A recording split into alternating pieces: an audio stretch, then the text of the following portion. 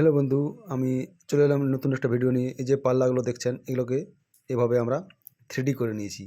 তো থ্রিডি করার পর পাল্লাটার কিন্তু সৌন্দর্য বহুগুণে বেড়ে যায়। তার জন্য আমরা প্রতিটি ফার্নিচারে কিন্তু আমরা থ্রিডি করে আমরা পালিশ করি। তো সাধারণত এগুলো পিউ পালিশ করব। তো তার আগে আমি দেখছি প্রতিটা পাল্লায় কিন্তু আমি থ্রিডি করে নিয়েছি।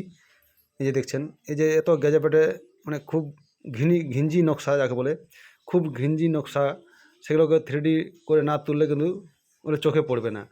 এগুলো থ্রিডি করে দিলে কিন্তু যে কোনো নকশাই হোক না কেন খুব সুন্দর লাগে।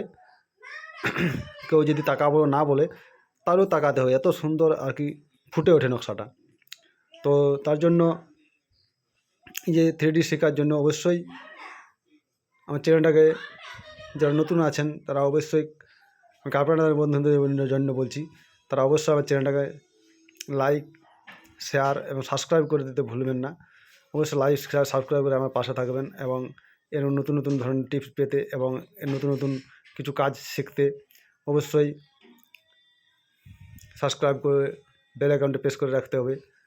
আর যারা করাবো বলে ভাবছেন এরকম পাল্লা, তারাও দেখবেন অনেকটা কাজে লাগবে যে কীভাবে এটা করতে হয় আর কেমন হয় দেখতে পিউ পলিশ বা থ্রিডি করা পলিশ, তার একটা এই যে স্যাম্পেল।